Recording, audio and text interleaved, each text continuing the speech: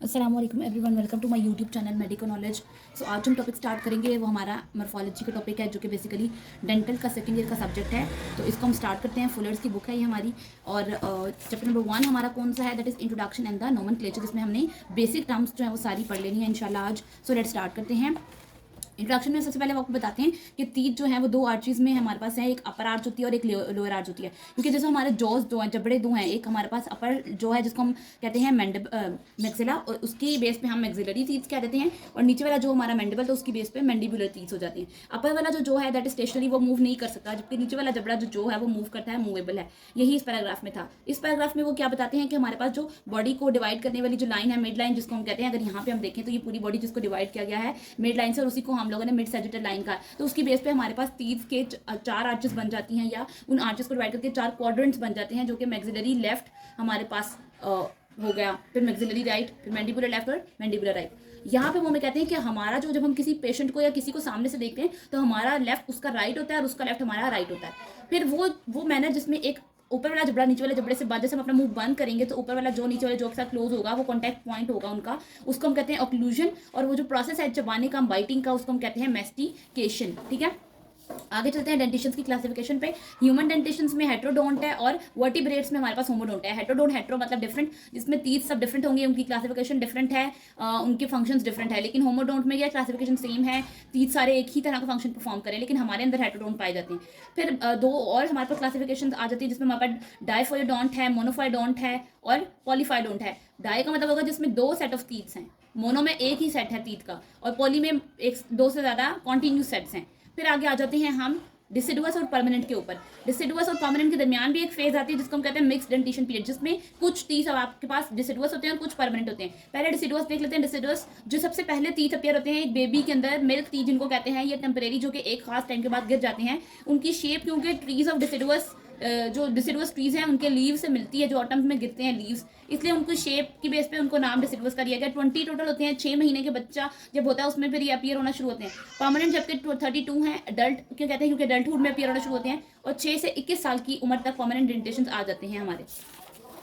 आप classification teeth की जब भी हमने की है, उसमें से परमानेंट को थोड़ा सा और क्लासीफाई करें या डिटेल में जाएं, तो हमारे पास टोटल 8 जो है वो हर क्वाड्रेंट, मैंने अभी आपको बताया 4 क्वाड्रेंट्स हैं, हर में 8 हैं। अगर हर में 8 हैं तो टोटल 32 बन जाएगा। सबसे पहले इंसाइजर्स। इंसाइजर जो है वो पहले 2 दांत होते हैं, अभी मैं उनकी शेप्स भी दिखा दूंगी। पहले 2 दांत होते हैं सेंट्रल, ठीक है, सबसे सामने वाला, और साथ में लेटरल वाला, और इनका काम क्या करना है, बाइट करना, कट करना खाने को, कटिंग उसकी, ठीक है, इंसाइजिंग। और जो 4 हैं हर आर्च में 4 होंगे तो टोटल ऑफ 8 बन जाएगा। ठीक है, यहाँ पे भी 4, यहाँ पे भी 4, दोनों मिला के 8, नीचे भी 4, नीचे भी 4, दोनों मिला के 8, तो हर आर्च में ऊपर और नीचे दोनों मिला के 8 हो गए हमारे पास। ठीक है, पूरे माउथ में 8 हुए।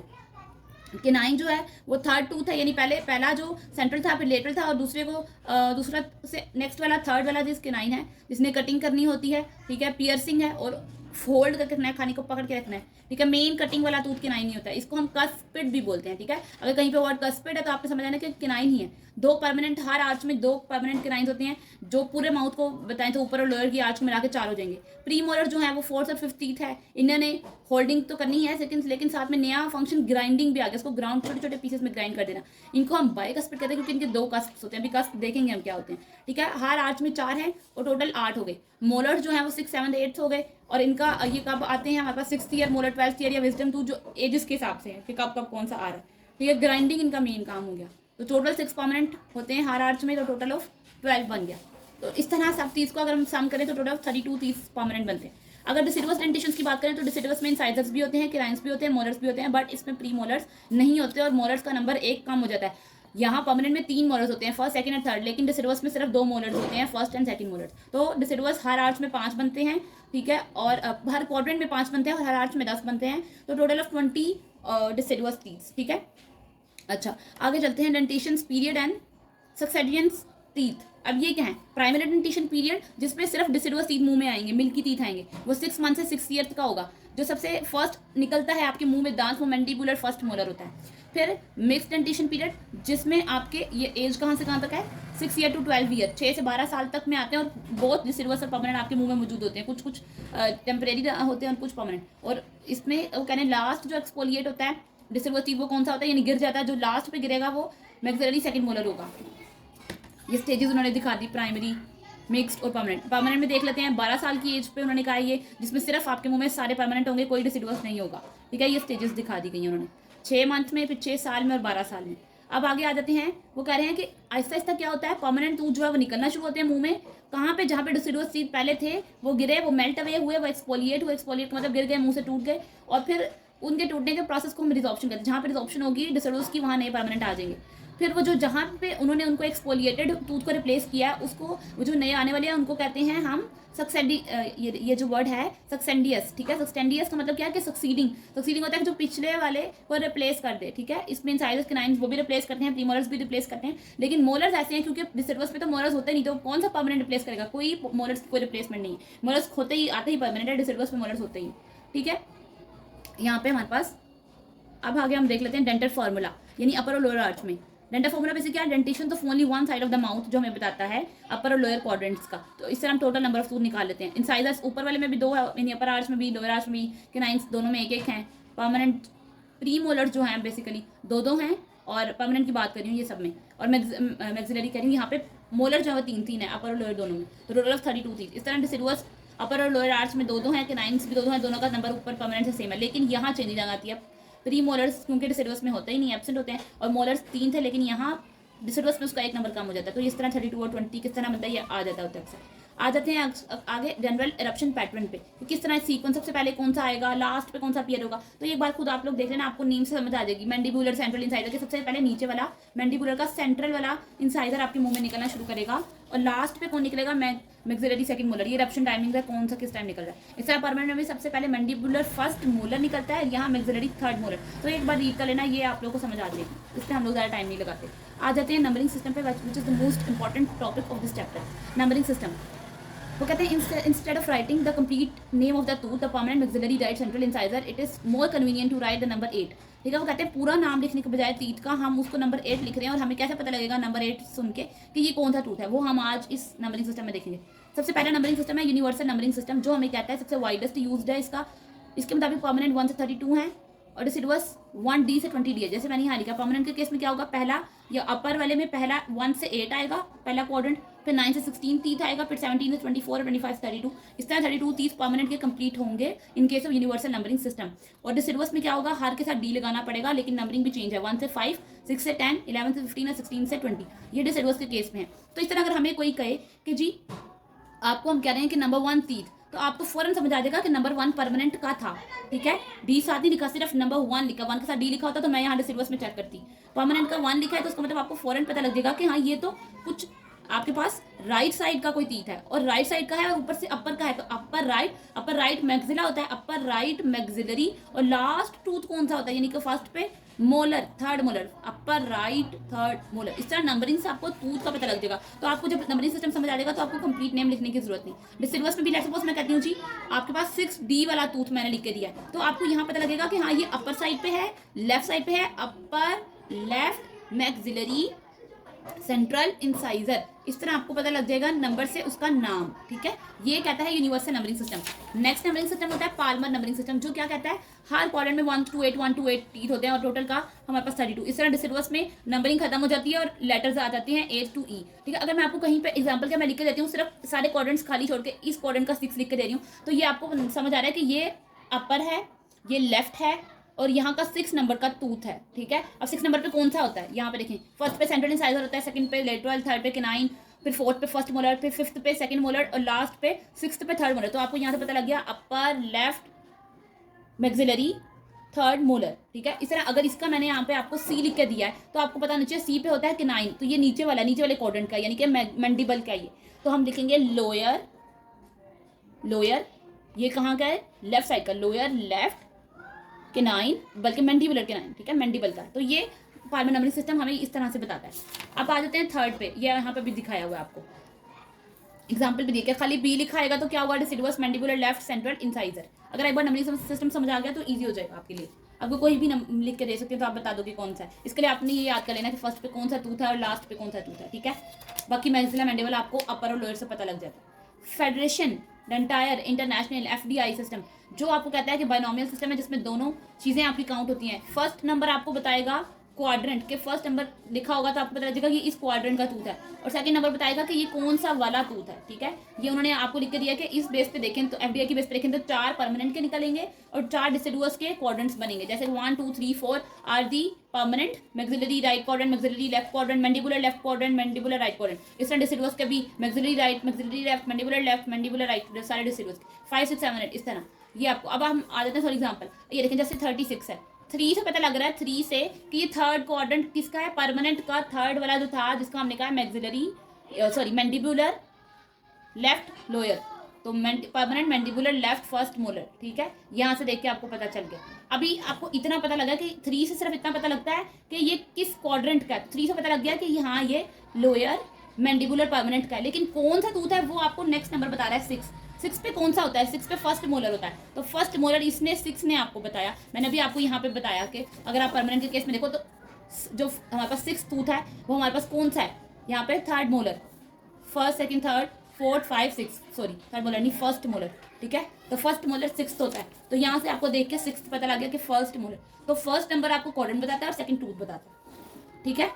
अब आ जाते हैं थोड़ी सी जनरल चीज़ों पे कि जनरल आपको ओरल एंड डेंटल एनाटमी आनी चाहिए। डेंटल में वो कहते हैं एनाटॉमिकल क्राउन या anatomical crown, the portion of the tooth which is covered by enamel. वो ये देखें, अगर मैं यहाँ बनाऊँ ये इसके बाद छोटी सी लेयर है इनेमल की, तो वो क्राउन का वो पार्ट जिसको इनेमल कवर करती है उसको कहते हैं एनाटमिकल क्राउन, और क्राउन का वो पार्ट जो अंदर है माउथ के लेकिन हमें नजर आ रहा है, ठीक है, वो क्लिनिकल है, वो सॉफ्ट टिश्यूज का। मैं इधर आपको डायग्राम में भी दिखाती हूँ, बहुत छोटा सा लिखा बट आपको नजर आ जाएगा। ये सारा पोर्शन है लिखा भी हुआ एनाटमिकल क्राउन जो कि जिसको इनेमल कवर करी, और यहाँ पे जो कस्प के पोर्शन में ये वाला जो आपको ऊपर तो नहीं नजर आ रहा, अंदर मुंह के नजर आ रहा है, तो क्लिनिकल वो क्राउन है, ठीक है। फिर उसके बाद आ जाती है एनाटमिकल रूट, जिसको सीमेंटम, वो पोर्शन रूट का जिसको सीमेंटम कवर करेगी, वो होगी एनाटमिकल रूट। और क्लिनिकल रूट बाहर नजर नहीं आती, वो अंदर होती है, which is not visible in the mouth, ठीक है। यहाँ पे अगर हम देखें ये एनाटमिकल रूट है ये वाली, और ये क्लिनिकल है जो अंदर डीप है, नजर आपको नहीं आएगी। एनाटमिकल रूट को कौन कवर कर रहा है, सीमेंटम। अभी हम देखेंगे सीमेंटम क्या है। फिर आगे आ जाता है enamel, hard mineralise tissue which cover the dentin of anatomical crown. अब एनाटमिकल क्राउन में हमने इनेमल की बात की, सबसे हार्डेस्ट टिश्यू यही है माउथ के अंदर जो डेंटिन को कवर करता है, ठीक है। अगर मैं आपको इधर डायग्राम में दिखाऊं तो दिस इज योर इनेमल, सबसे ऊपर आउटर कवरिंग हार्डेस्ट टिश्यू, और उसके नीचे ही बिल्कुल ब्लैक में ये डेंटिन है, तो डेंटिन को कवर करने वाला और एनाटमिकल क्राउन को कवर करने वाला इनेमल होता है, ठीक है। फिर आ जाता है डेंटिन जो हार्ड टिश्यू है जो कि टूथ की मेन बॉडी बनाएगा, ठीक है। It rounds the pulp cavity, इसने किसको सराउंड करना है, पल्प कैविटी को, एंड इज कवर्ड बाय, और खुद ये किससे कवर हुआ हुआ है, इनेमल से, और ये किसको कवर कर रहा है, पल्प कैविटी को, ठीक है। आगे चलें, अभी मैं आपको डेंटिन भी दिखा देती हूँ। सीमेंटम क्या है, layer of hard bone like tissue which cover the dentin, और अब आगे से डेंटिन को फर्दर बोन लाइक टिश्यू कौन सराउंड कर रहा है, एनाटमिकल रूट में आ गए हैं। अब हमने क्राउन को छोड़ दिया, क्राउन का पोर्शन सिर्फ डेंटिन तक में आ रहा था। अब आगे बात करेंगे वो पार्ट डेंटिन का जिसको एनाटमिकल रूट जो है ना वो कवर करेगी, वहां पे सीमेंटम शुरू हो जाएगा। देखिए ये अगर मैं थोड़ा सा यहाँ पे एक लाइन ड्रॉ कर लूँ, ये तो इससे ऊपर वाला पोर्शन क्राउन का है, एनाटमिकल क्राउन, और नीचे वाला रूट का है, तो यहाँ पे वो पोर्शन जो कि आ रहा था जिसको हम लोगों ने डेंटिन कहा है, ये डेंटिन है, ये ब्लैक एरिया। लेकिन जब हम नीचे चले जाते हैं नीचे वाले पोर्शन में जहाँ पे एनाटमिकल रूट है, तो रूट में फिर वो शुरू हो जाता है सीमेंटम, ठीक है। रूट में जो डेंटिन आ रहा है उसको जो लेयर कवर करेगी वो हो जाती है सीमेंटम, और ऊपर वाले डेंटिन को जो कवर कर रही है वो फिर इनेमल हो जाती है। आई होप कि क्लियर हुआ होगा, जो नहीं समझ आया वो कमेंट्स में पूछ लिया करें। फिर सर्वाइकल लाइन है जहाँ पे आपका line around the external surface of root where enamel and cementum, जहाँ पे वो दोनों मिलते हैं, which is cemento enamel junction. फिर डेंटो इनेमल जंक्शन क्या है, जहाँ पे डेंटिन और इनेमल मिलेंगे, ठीक है। फिर पल्प क्या है, soft tissue which occupies the pulp cavity. अभी नीचे यहाँ पे एनाटमिकल रूट के अंदर ये सारा जो ये पोर्शन है ये पल्प कैविटी है, ठीक है। इस पल्प कैविटी के अंदर ही सारी न्यूट्रिएंट्स की सप्लाई, यानी सारा उसको फूड टूथ को मिलना है, और नर्व सप्लाई, ब्लड वेसल्स वगैरह सब यहाँ से मिले, तो it is richly supplied with the blood vessels. इसके बाद पल्प कैविटी है, ठीक है, जिसने सारा पल्प रखा हुआ है अंदर। जो भी इन्फेक्शन टूथ के होते हैं वो ज्यादातर पल्प में ही होते हैं, और अगर पल्प में इन्फेक्शन हो जाए तो वो फिर सारी रूट खराब हो जाती है। पल्प, अब इसके कुछ पार्ट्स हैं। सबसे पहले pulp canal, portion of pulp cavity which is located in the root, जो पार्ट पल्प का रूट के अंदर है उसको ही रूट कैनाल कहते हैं, ठीक है, या पल्प कैनाल भी कहते हैं। पल्प चैम्बर जो इनलार्ज सबसे बड़ा पोर्शन है पल्प कैविटी का, जो कि एनाटमिकल क्राउन में, रूट में नहीं है, क्राउन में, वो पल्प चैम्बर है। और हॉर्न्स क्या है, जो इंसाइजल और ओक्लूजल इलोंगेशन, यानी बाहर को थोड़ा सा निकलती है इंसाइजली छोटे छोटे हॉर्न्स का से वो। अब यहाँ पे डायग्राम में देखें, ये कैनाल है, ठीक है, ये कैनाल है पल्प कैनाल, ये यहाँ पे हमारे पास पल्प चैम्बर है जो कि क्राउन के अंदर है, और छोटे से हॉर्न्स है, ठीक है, यहाँ पे। अब सपोर्टिंग स्ट्रक्चर्स कौन से हैं, alveolar process, entire body which surrounds the supporting and also यानी तमाम टिश्यूज को तमाम टीथ को सपोर्ट करने वाली एल्वियोलर प्रोसेस है। एल्वियोलस का जो सिर्फ एक बोनी सॉकेट जो सिर्फ एक एल्वियोलर यानी एक इंडिविजुअल टीथ को सराउंड करेगी वो एल्वियोलस है। पेरिडोन्शियल लिगामेंट जो फाइबर जो कि कनेक्ट करते हैं सीमेंटम को एल्वियोलर बोन के साथ जोड़ के रखते हैं उसको कहते हैं पेरिडोन्शियल लिगामेंट पीडीएल। और जिंजाइवा जो हमारा वो है हमारा गम्स है, ठीक है, मसूड़े जिनको वर्ड यूज करते हैं, ठीक है, वो हमारे ये वाला ये पीछे नजर आ रहा है आपको बीच में, ठीक है, ये एल्वियोलर प्रोसेस को कवर करता है। आगे चलते हैं डेंटल नोमेनक्लेचर पे। तो डेंटल नोमेनक्लेचर में वो कहते हैं एंटीरियर टीथ होते हैं जो सामने वाले दांत होते हैं फ्रंट पे, और पोस्टीरियर टीथ जो पीछे वाले बैकवर्ड होते हैं। तो आगे वाले दांत कौन कौन से, इंसाइजर्स एंड कैनाइन्स। तो हर क्वाड्रेंट में 3 हैं तो टोटल 12 हो गए। पोस्टीरियर टीथ जो है वो पीछे वाले कौन कौन से हैं, 2 मोलर्स, ठीक है, इन केस ऑफ डिसिडुअस, ठीक है, और परमानेंट के केस में प्रीमोलर्स और मोलर्स दोनों ही पोस्टीरियर टीथ हैं, टोटल ऑफ 20, ठीक है। अब आ जाते हैं हम सर्फेसिस पे। All the anterior teeth exhibit the 4 surfaces. कौन कौन सी हैं हमारे पास वो सर्फेसेस, एंटीरियर के केस में 4 होती हैं, मीजियल, डिस्टल, लेबियल, लिंगुअल। यहाँ डायग्राम में आप देख सकते हैं जो मिड लाइन के करीब है वो मीजियल है, जो मिड लाइन से दूर है वो डिस्टल है, जो सामने वाली होंट्स की तरफ लिप्स की तरफ आएगी वो लेबियल हो जाएगी, और जो उल्टी साइड पे पीछे टंग की तरफ आएगी वो लिंगुअल हो जाएगी, और लास्ट पे इंसाइजल एज है जहाँ पे आप बाइट करते हैं, काटते हैं, आपके फूड को बाइट लेते हैं। फिर पोस्टीरियर साइड पे हमारे पास कौन कौन सी है, 5 सर्फेसेज है, मीजियल, डिस्टल और लिंगुअल, ये सेम है इसकी तरह की। अब यहाँ पे जो वर्ड यहाँ पे हमने लेबियल के लिए यूज किया था लिप्स की तरफ बात करके, वो यहाँ पे आके ऑपोजिट हो जाता है, यहाँ पे वो बकल बन जाता है, वर्ड बकल यूज होता है, वो टुवर्ड्स द चीक होता है, ये टंग की तरफ था, ये टुवर्ड्स द चीक है, ये याद रखना है। और इन दोनों के लिए टर्म हम लिंगुअल और इसके लिए वर्ड हम लोग फेशियल भी यूज कर लेते हैं। और ओक्लूजल वर्ड जो चूइंग सर्फेस जो चबाने वाला हमारा एरिया, ठीक है। आगे है रूट्स। रूट्स का कोई इंसाइजल एज वगैरह कुछ नहीं है, जस्ट इनकी एक टिप है जिसको हम एपेक्स कहते हैं। प्रॉक्सिमल वो पार्ट है जो जिसको हम कहते हैं ना जहाँ पे मीजियल और डिस्टल सर्फेसेस एक, यानी कि ये एक टूथ की मीजियल, ठीक है, ये एक टूथ की मीजियल और ये दूसरे टूथ की डिस्टल, तो ये दोनों जहाँ पे मिलती हैं वो होती है प्रॉक्सिमल सर्फेस, ठीक है। लाइन एंगल क्या होता है, लाइन एंगल वो है the junction of 2 crown surfaces, 2 crown surfaces जहाँ पे मिलती हैं, जैसे ये क्राउन जहाँ पे मिलेंगी वहाँ पे एक एंगल बनता है जिसको हम कहते हैं लाइन एंगल, जो कि उसी टीथ की सर्फेसेस की नेम्स के बेस पे होता है। जैसे कि टोटल कितने लाइन एंगल्स होते हैं, 8 होते हैं। जैसे देखो मीजियो लेबियल यानी मीजियल साइड और लेबियल साइड मिली है आपस में, यहाँ देखो मीजियो इंसाइजर यानी मीजियल और इंसाइजर मिली है, ये हो गए इंटीरियर के 8 लाइन एंगल्स, और इस तरह पोस्टीरियर के भी 8 ही होते हैं। लेकिन यहाँ पे क्या होगा, जहाँ पे यहाँ वर्ड लेबियल यूज हुआ था वहाँ बकल यूज करेंगे, क्योंकि अभी हमने बात की ऑपोजिट बकल हो जाता है वहाँ वर्ड, और जहाँ यहाँ पे इंसाइजल यूज हुआ है वहाँ ओक्लूजल हो जाएगा। बक्को ओक्लूजल 2 सर्फेसेस क्राउन की मिली तो एक लाइन एंगल बन गया। पॉइंट एंगल क्या है कि 3 क्राउन सर्फेसेस मिल जाएंगे, ठीक है, तो 3 सर्फेसेस के नाम इकट्ठे लगाने पड़ेंगे, मीजियो, लेबियो, इंसाइजल, यानी मीजियल, लेबियल और इंसाइजल तीनों सर्फेसेस मिल गई। और इस तरह पोस्टीरियर में देखें तो हमारे पास डिस्टो, बक्को, ओक्लूजल, ठीक है, यानी डिस्टल और बक्कल और ओक्लूजल साइड्स, और टोटल ये हमारे पास 4 होते हैं इंटीरियर और पोस्टीरियर दोनों में पॉइंट एंगल्स। फिर आगे देख लेते हैं क्राउन और रूट के थोड़े से। हर क्राउन के 3 पार्ट होते हैं, ठीक है, यहाँ पे देख लेते हैं, ये देखो, एक होता है सर्वाइकल, एक होता है मिडल और एक होता है इंसाइजर। इस तरह रूट में भी 3 होते हैं, एपिकल, मिडल और सर्वाइकल, सिर्फ ये पार्ट्स उनके बताएं, बाकी इसकी कोई इतनी खास सिग्निफिकेंस नहीं है। आगे चलते हैं जो कि बस इस वीडियो के अंदर लास्ट है हमारा एनाटॉमिकल स्ट्रक्चर्स। सबसे पहले हमारी हम एलिवेशंस पढ़ेंगे क्राउन की, और फिर हम क्राउन की डिप्रेशंस पढ़ेंगे। एलिवेशन में वो क्या सबसे पहले कहते हैं cusp, elevated and usually pointed. हर आप अगर अपने दांत के ऊपर देखो छोटे छोटे ये नजर आ रहे हैं आपको, ये देखो यहाँ पे इस तरह करके, ठीक है, ये कस्प होते हैं पॉइंटेड, जो कि नोकदार होते हैं, नोक्स होती हैं आपकी जो दांतों की नोक है ना, उसको कस्प कहते हैं। इंसाइजर में कोई कस्प नहीं होती, आपके सामने वाले दांतों में कोई कस्प नहीं होती। केनाइन्स में 1 कस्प होती है, प्रीमोलर्स में 2-3 होती हैं, और मोलर्स में 4-5 भी हो सकती हैं। ट्यूबरकल्स क्या है, ये भी प्रोजेक्शन ही थे, ट्यूबरकल्स भी प्रोजेक्शन ही है, लेकिन ये सिर्फ नॉर्मल उन्होंने कहा था, कोई इसमें राउंड का वर्ड यूज नहीं हुआ। ट्यूबरकल राउंडेड प्रोजेक्शन है, और कस्प से छोटे हैं, मिनी कस्प छोटे छोटे हैं, ठीक है, और लिंगुअल सर्फेसेस पे होते हैं। और इसके अंदर एक इंपॉर्टेंट चीज है द कस्प ऑफ कैरेबिलाई। कैरेबिलाई वो कस्प कौन सी है, basically is a normal finding in the mesial part of lingual surface of permanent maxillary first molar. ये खास डेफिनेशन याद रखनी है, mesial part of lingual surface of permanent maxillary first molar में जो ट्यूबरकल है उसका नाम रखा गया है कस्प ऑफ कैरेबिलाई या ट्यूबरकल। उसके बाद सिंगुलम। सिंगुलम पोर्शन क्या, large rounded eminence on the lingual surface of permanent deciduous interior थी, सामने वाले दांतों पे राउंड का, और जो वो पार्ट जो आपकी सारी सर्वाइकल को कवर कर लेता है, सर्वाइकल थर्ड पार्ट को। जैसे यहाँ देखो ये सिंगुलम है, यहाँ पे है, ठीक है, राउंड है, नजर आ रहा है, ये राउंड पोर्शन है।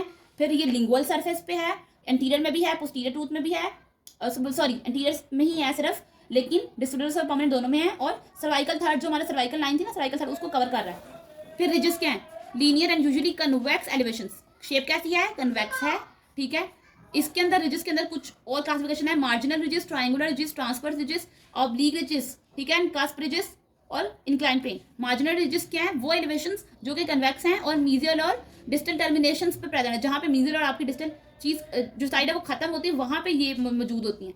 ठीक है, अब इधर इसकी हम देख लें डायग्राम में, तो मार्जिनल ये नजर आ रही है आपको, जहाँ पे आपकी मीजल डिस्टल टर्मिनेशन है ऑक्लूजल सरफेस की, वहां पे ये मार्जिनल रिज है। फिर ट्रायंगुलर रिजेस क्या है, जो कि लीनियर ही रिज है, लेकिन कहाँ से डिसेंड करते हैं, नीचे की तरफ आती है, जहाँ पे आपका दांत शुरू होता है ना, वहां से नीचे की तरफ आती है, the tip of the cusp of posterior teeth, और कहाँ पे टुवर्ड द सेंट्रल एरिया, यहाँ पे मीजियल या डिस्टल एरिया जो ओक्लूजल सरफेस का था, लेकिन यहाँ पे सिर्फ बीच में सेंट्रल एरिया पे आपको वो चीज नजर आएगी। और किस तरह की होगी, ट्रायंगुलर शेप की होगी, इसलिए इसको ट्रायंगुलर रिज का है। फिर ट्रांसफर्स होती है, जो दो ट्राइंगल्स रिज का कॉम्बिनेशन होती है, ठीक है, which is a combination of two triangular ridges, ठीक है, one from the buccal cusp and one from the lingual cusp, दो जगहों से आ रही है। फिर ऑब्लीग रिज क्या है हमारे पास, जो ऑब्लीगली रन करेगी, उसका एंगल ऑब्लीगली होगा, मोस्टली कहाँ पे है, it on the occlusal surface of most maxillary molars, ठीक है, और डायरेक्शन कहाँ से कहाँ है, डिस्टो बकल से मीजियोलिंगल, डिस्टो बकल यानी डिस्टली जो है बकल जो साइड है, और मीजियली जो लिंगुअल साइड है, वहां तक जाना इन्होंने। फिर कस्ट रिजेस क्या है, हर कस्ट के 4 रिजेस होते हैं, मीजियल, डिस्टल, फेशियल और लिंगुअल, ठीक है। इंक्लाइन प्लेन क्या है, the sloping area found between the two cusp ब्रिजेस, दो कास्ट ब्रिजेस के दरमियान में जो एरिया पाया जाता है उसको हम कहते हैं इंक्लाइंड प्लेन। 4 बेसिकली वैसे नॉर्मल इंक्लाइंड प्लेन्स हमारे पास पाए जाते हैं। अगर हम यहाँ पे देखें भी तो कौन कौन से हैं, mesiobuccal incline plane, mesio lingual incline plane, distobuccal incline plane और डिस्टो लिंगुअल इंक्लाइन प्लेन, ये 4 इंक्लाइन प्लेन है। फिर है लास्ट पे मेमिलियंस, मेमिलियंस के small rounded projections of enamel, जो कि क्या है, कहाँ पे हैं, ऑन द इंसाइजल रिज, छोटे छोटे हैं, राउंडेड हैं, ये नजर आ रहे हैं आपको, very small, rounded and incisal ridges पे पाए, ये इंसाइजल रिज है, इसके ऊपर पाए जाते हैं, ठीक है, ये मेमिलियंस हैं। और ये थी एलिवेशंस। अब आ जाते हैं डिप्रेशन पे। डिप्रेशन कहते हैं फोसा में, डिप्रेशन में फोसा आता है, irregular, rounded, but depression irregular shape का है, ठीक है, लार्ज है, शैलो है, और कहाँ पे है, lingual surface of anterior teeth, जबकि पोस्टीरियरली 2 फोसा होते हैं, एंटीरियरली सिर्फ एक ही फोसा होता है और पोस्टीरियरली 2 फोसात होते हैं। प्राइमरी, अब डेवलपमेंटल या प्राइमरी ग्रूव और सप्लीमेंटल या सेकेंडरी ग्रूव। डेवलपमेंटल या प्राइमरी ग्रूव क्या है, which denote the coalescence of primary parts और लोब्स, जिसमें प्राइमरी पार्ट्स उसके कोलेसेट करेंगे, मिलेंगे।